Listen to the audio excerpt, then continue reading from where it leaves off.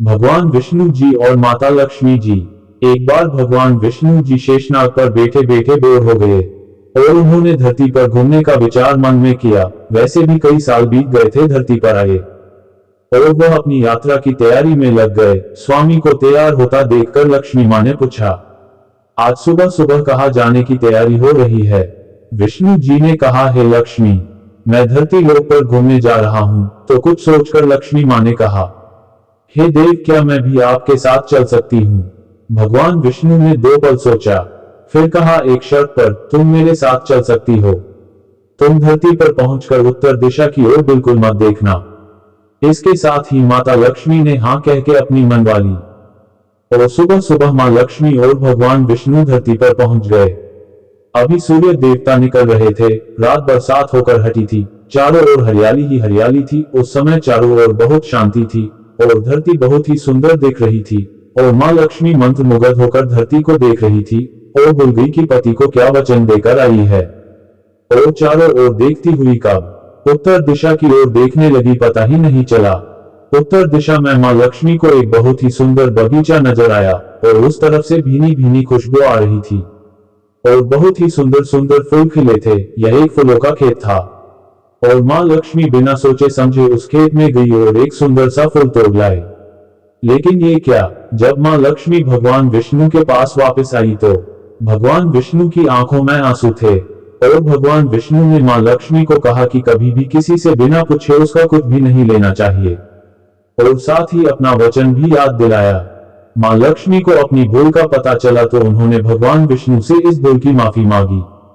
तो भगवान विष्णु ने कहा कि जो तुमने जो भूल की है उसकी सजा तो तुम्हें जरूर मिलेगी। जिस माली के खेत से तुमने बिना पूछे फूल तोड़ा है, यह एक प्रकार की चोरी है। इसलिए अब तुम 3 साल तक माली के घर नौकर बनकर रहो। उसके बाद मैं तुम्हें बैकुंठ में वापस बुलाऊंगा।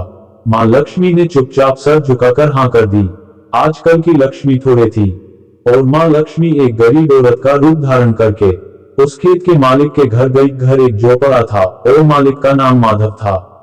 माधव की बीवी, 2 बेटे और 3 बेटियां थी। सभी उस छोटे से खेत में काम करके किसी तरह से गुजारा करते थे। मां लक्ष्मी जब एक साधारण और गरीब औरत बनकर जब माधव के झोपड़े पर गई तो माधव ने पूछा, बहन तुम कौन हो और इस समय तुम्हें क्या चाहिए? तब मां लक्ष्मी ने कहा, मैं एक गरीब औरत हूं, मेरी देखभाल करने वाला कोई नहीं है। मैंने कई दिनों से खाना भी नहीं खाया। मुझे कोई भी काम दे दो, साथ में मैं तुम्हारे घर का काम भी कर दिया करूंगी। बस मुझे अपने घर में एक कोने में आसरा दे दो। माधव बहुत ही अच्छे दिल का मालिक था। उसे दया आ गई, लेकिन उसने कहा, बहन मैं तो बहुत ही गरीब हूं। मेरी कमाई से मेरे घर का खर्च मुश्किल से चलता है। लेकिन अगर मेरी 3 की जगह 4 बेटियां होती तो भी मुझे गुजारा करना था। अगर तुम मेरी बेटी बनकर जैसा रूखा सूखा हम खाते हैं उसमें अगर खुश रह सकती हो तो बेटी अंदर आ जाओ। माधव ने मां लक्ष्मी को अपने झोपड़े में शरण दे दी और मां लक्ष्मी 3 साल उस माधव के घर पर नौकरानी बनकर रही। जिस दिन मां लक्ष्मी माधव के घर आई थी उससे दूसरे दिन ही माधव को इतनी आमदनी हुई फूलों से कि शाम को एक गाय खरीद ली। फिर धीरे धीरे माधव ने काफी जमीन खरीद ली और सबने अच्छे अच्छे कपड़े भी बनवा लिए और फिर एक बड़ा पक्का घर भी बनवा लिया। बेटी और बीवी ने गहने भी बनवा लिए और अब मकान भी बहुत बड़ा बनवा लिया था।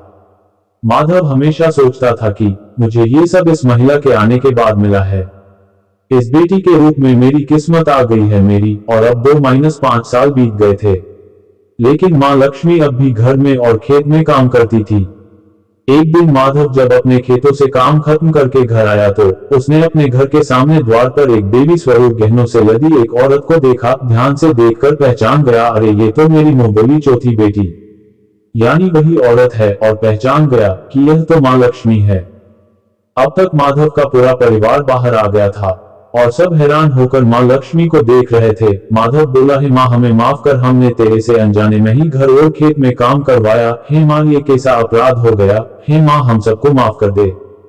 अब मां लक्ष्मी मुस्कुराई और बोली, है माधव तुम बहुत ही अच्छे और दयालु व्यक्ति हो। तुमने मुझे अपनी बेटी की तरह से रखा, अपने परिवार के सदस्य की तरह से। इसके बदले मैं तुम्हें वरदान देती हूँ कि तुम्हारे पास कभी भी खुशियों की और धन की कमी नहीं रहेगी, तुम्हें सारे सुख मिलेंगे।